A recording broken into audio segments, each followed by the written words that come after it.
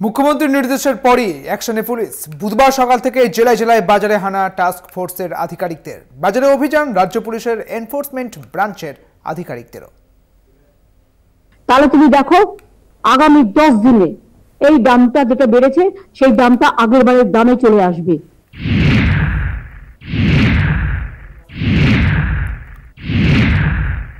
উচ্ছে বেগুন পটল মূলো দাম শুনলেই চক্ষু চরক গাছ আম জনতার। মাছ মাংসের দাম শুনেও ভিমড়ি খাওয়ার জোগাড়। খাবো কি এই ভেবেই কুল পাচ্ছে না সাধারণ মানুষ।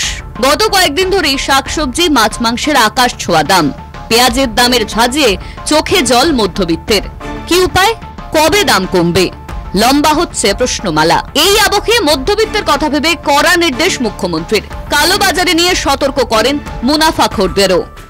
আমার মনে হয় বেশি মুনাফার লোভে ও কিছু লোক আছে না ভীষণ লোভী হয়ে গেছে, আরো চাই।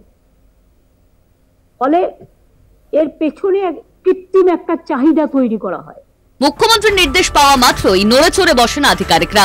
কলকাতা সহ জেলায় জেলায় তুঙ্গে তৎপরতা। কাঁকুরগাছির ভিআইপি বাজার পরিদর্শনের টাস্ক ফোর্স এবং রাজ্য পুলিশের এনফোর্সমেন্ট ব্রাঞ্চের আধিকারিকরা। কিন্তু ব্যাপারটা হচ্ছে দামটা বেড়েছে কেন সেটাই এখন বিতর্কের বিষয়। সেটা আদৌ ম্যানমেড কিনা নাকি ন্যাচারাল, সেটার জন্যই আমাদের এই ঘোরাঘুরি বা এই প্রচেষ্টা। তবে আমার দৃঢ় ধারণা আলুর দাম তো কমবে, কোনো সন্দেহ নেই এতে।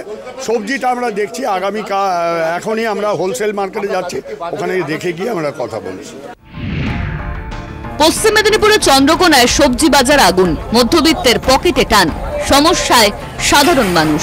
চন্দ্রকোনার একাধিক বাজার সহ জেলার বিভিন্ন মার্কেটগুলোতে সবজির বাজার দর সরেজমিনে খতিয়ে দেখেন প্রশাসনিক আধিকারিকেরা। সবজির দাম প্রচুর, কিনা যাওয়ার মতো পয়সা নাই।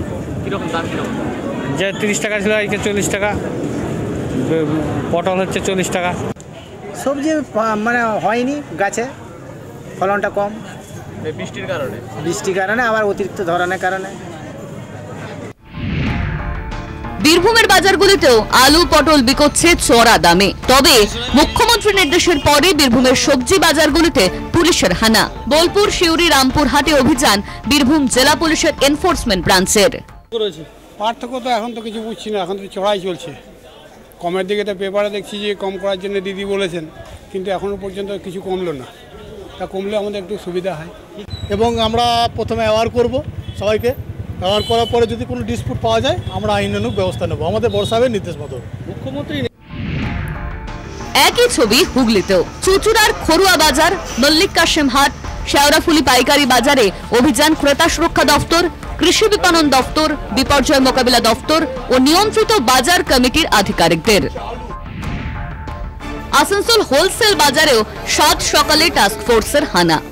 বড় দামের ডিফারেন্স হয়ে যাচ্ছে, তো আমরা এখানে তাদেরকে বললাম যে এত দাম বাড়তি নেওয়া যাবে না। আমাদের এই ভিজিট চলতে থাকবে এবং রেগুলার বেসিসে চলতে থাকবে। ফুটপাত থেকে দখলদারদের উচ্ছেদ হোক বা মূল্যবৃদ্ধি, সব ক্ষেত্রেই আসরে মুখ্যমন্ত্রী। সব দফতরের তৎপরতা কোথায়? মুখ্যমন্ত্রীর নির্দেশ না পেলে কি তবে হাত গুটিয়ে বসে থাকতো বাকি দফতর? প্রশ্ন তুলছে বিশেষজ্ঞ মহল। কলকাতা টিভি।